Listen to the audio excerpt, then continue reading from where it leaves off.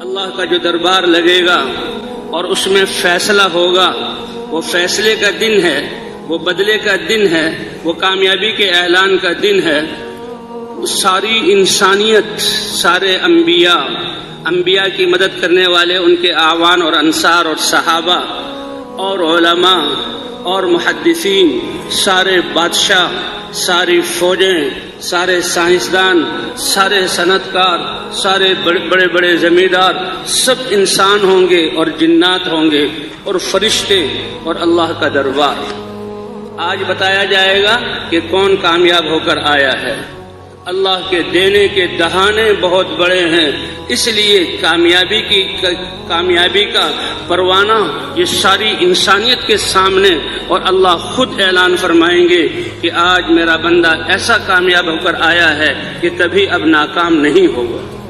اللہ خود اپنی رضا کا اعلان فرمائیں گے، لیکن نافرمانوں کے لیے اللہ ہماری حفاظت فرمائے، ان کے لیے بھی اعلان بڑا سخت ہے سارے انسانوں کے سامنے کہ جب مجرم کا مجرم ہونا ثابت ہو جائے گا، اللہ ثابت کر دیں گے، اللہ جانتے ہیں، لیکن وہاں واضح کریں گے، حجتیں قائم کریں گے، اور اللہ فرمائیں گے خذوہ، پکڑو اس کو، تو ساری کائنات اس کو پکڑنے کے لیے دوڑے گی، وہاں کوئی بچ نہیں سکتا۔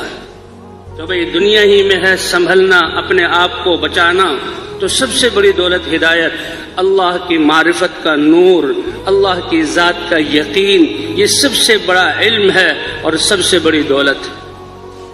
حدیث پاک میں آتا ہے یؤتی بانعم اہل الارض من اہل النار، کہ جن لوگوں نے اپنی دنیا کی زندگی جو اللہ کی امانت تھی، اپنے دین پر اور اپنے راضی کرنے کے لیے دی تھی، دنیا کو حاصل کرنے میں لگائی ہوگی، تو ایسے انسانوں میں سے وہ انسان جو اپنی دنیا کی محنت میں کامیاب ہوا اور ان ساری انسانی تاریخ میں سب سے زیادہ اس نے نعمتیں حاصل کی اور نعمتوں کو استعمال کیا، اس کو اللہ لائیں گے۔ یہ نہیں کہ وہ جو اپنی محنت میں ناکام ہوا، تجارتوں میں فیل ہوا، امتحانوں میں ذلیل ہوا، وہ نہیں، انعم اہل الارض، جس کو دنیا والے اپنی دنیا کے اعتبار سے بڑا کامیاب سمجھتے ہیں، اس کے برابر بھی انسانی تاریخ اور انسان کی جمعیت میں کوئی زیادہ برابر نعمتوں والا نہیں، سب سے زیادہ نعمتوں والا، اور سارے میدان محشر میں سب کے سامنے کھڑا کیا جائے گا۔ اللہ کی ذات ہے، سارے فرشتوں نے انسانوں کو گھیرا ہوا ہے، آج سارے انسان اور جنات سر جھکائے اللہ کے سامنے کھڑے ہوئے ہیں۔ اس کو جب دیکھیں گے تو دنیا والے کہیں گے کہ یہ دنیا کے اعتبار سے سب سے بڑا کامیاب انسان ہے۔ کون سی نعمت ہے جو اس نے حاصل نہیں کی؟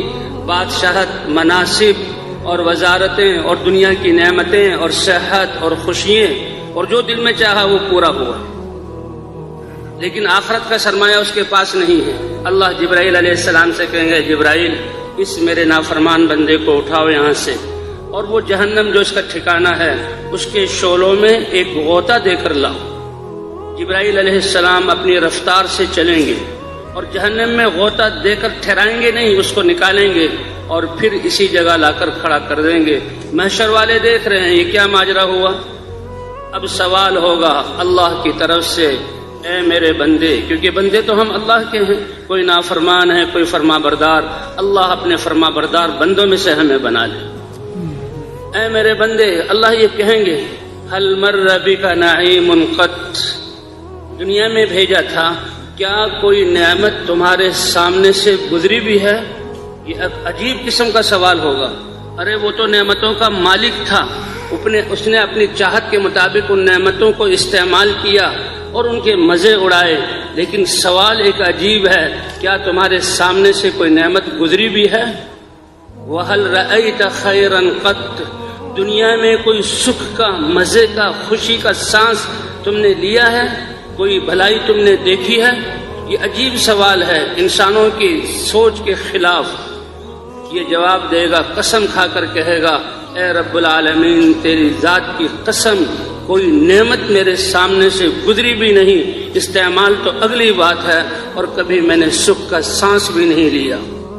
اللہ فرمائیں گے دیکھو دیکھو، یہ ہے ناکام انسان، وہ جہنم جو اس کا ٹھکانہ ہے، جو اس نے جہنم کے لیے اپنے آپ کو تیار کر کے لایا، اس کے ایک غوطے نے دنیا کی ساری نعمتوں کو بھلا دیا، حتیٰ کہ اس کو یہ بھی اب احساس نہیں رہا کہ نعمتوں کا میں مالک رہا ہوں۔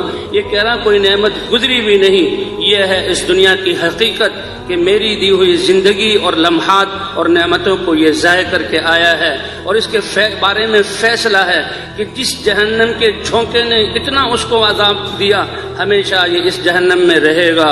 اللہ ہماری حفاظت فرمائے۔ اس لیے اللہ نے فرمایا کل نفس ذائقۃ الموت، اے میرے بندو کون ہے جو موت سے بچ سکتا ہے؟ اگر موت سے بچنا ہوتا اور دنیا میں ہمیشہ رہنا ہوتا تو حضرت محمد صلی اللہ علیہ وسلم اس کے لائق تھے۔ جبرائیل علیہ السلام آئے، اے اللہ کے رسول عش ما شئت، آپ جتنا چاہیں زندہ رہ سکتے ہیں، اللہ سے دعا مانگیں، اللہ آپ کی دعا قبول کرے گا، لیکن ایک دن آپ نے بھی اس دنیا سے جانا ہے، کیونکہ دنیا کسی ایک عام انسان کے رہنے کی جگہ بھی نہیں ہے، آپ تو سید المرسلین ہیں۔